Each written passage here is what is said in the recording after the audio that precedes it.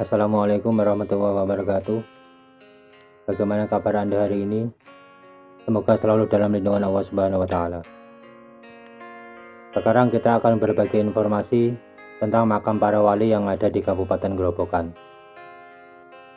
Grobogan adalah salah satu kabupaten di Jawa Tengah yang memiliki destinasi alam yang indah seperti Waduk Kedungombo, Leduk Kuwu, air terjun Widuri, air terjun Gulingan, dan masih banyak lagi yang lain. Selain itu, Grobogan juga punya destinasi wisata religi, yaitu makam para wali yang tidak pernah sepi dari para peziarah. Berikut ini adalah 7 makam wali yang ada di Kabupaten Grobogan. Ki Ageng Tarub. Makamnya berada di Desa Tarub, Kecamatan Tawangharjo, Kabupaten Grobogan. Cerita tentang Ki Ageng Tarub atau Joko Tarub sangatlah fenomenal, yaitu seorang manusia yang menikah dengan bidadari. Ada beberapa versi tentang asal-usul Ki Ageng Tarub atau Joko Tarub. Salah satunya adalah bahwa Joko Tarub adalah putra dari Syekh Maulana Maghribi Asmad Khan yang menikah dengan Dewi Rosowulan, adik dari Sunan Kalijaga.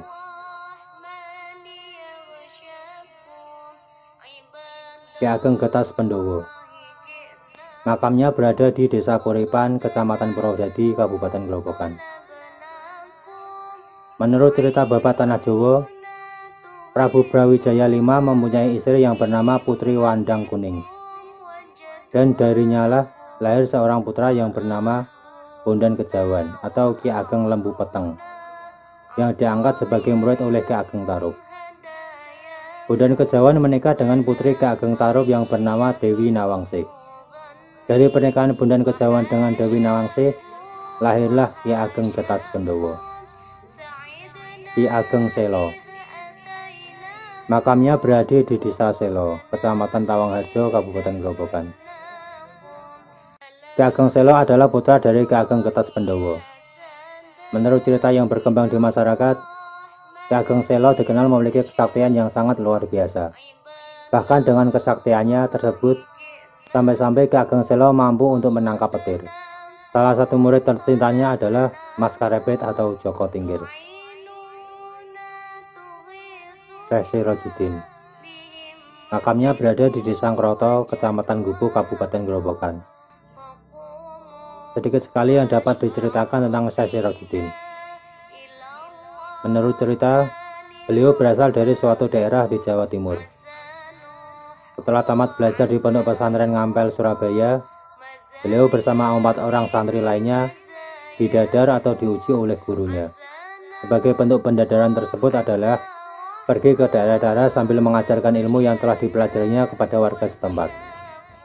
Adapun nama 5 santri yang melakukan pendadaran tersebut adalah Imamuddin yang diutus ke daerah Kajuran Magelang, Hasanuddin diutus ke daerah Watu Congol Magelang, Tolabuddin diutus ke daerah Karangasem Magelang, Basaruddin diutus ke daerah Pringapus Ambarawa, dan Sirajuddin diutus ke daerah Jati Pecaron Gubuk Grobogan.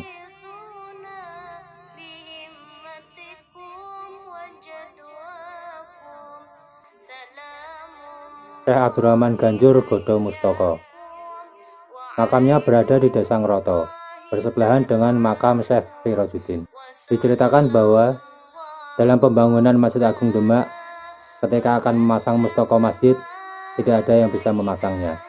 Oleh para wali yang diwakili oleh Sunan Kalijaga, akhirnya memerintahkan Abdurrahman Muda untuk memasangnya. Dengan keistimewaan yang dimilikinya, Syekh Abdurrahman berhasil memasang mustoko dengan menggunakan tangan kosong. Beliau memasukkan purus yang ada di mustoko dengan cara memukulnya dengan tangan. Sampai akhirnya beliau mendapat julukan Abdurrahman Ganjur Godo Mustoko. Simbah Kiai Haji Hasan Anwar. Makamnya berada di Kerajaan Desa Gubuk, Kecamatan Gubuk, Kabupaten Grobogan.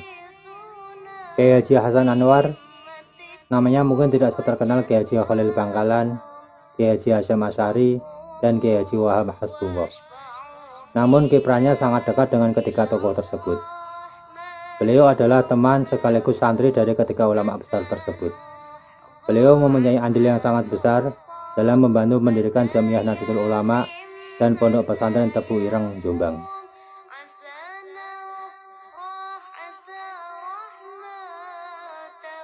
Simbah Kiai Haji Abdurrahman Munadi.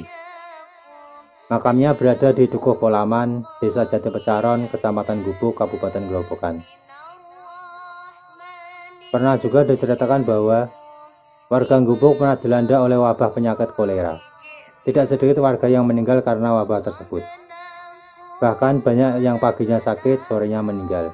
Ada juga yang sorenya melayat, malamnya dia yang dilayat. Melihat keadaan yang demikian, Kiai Haji Abdurrahman Munadi merasa prihatin. Terlebih lagi setelah Wadana Bupati Gubuk mengeluh sambil meminta nasihat dan doa kepada Kiai Haji Abdurrahman Munadi agar wabah segera berakhir.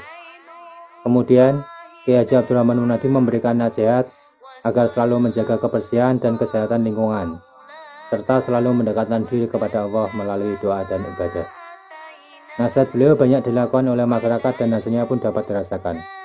Hari demi hari, wabah yang menyerang warga menjadi berkurang dan wabah pun berakhir. Di sini juga ada makam Habib Muhammad bin Syaibah Faqih, Habib Soleh Shahab, seorang wali umat hidup.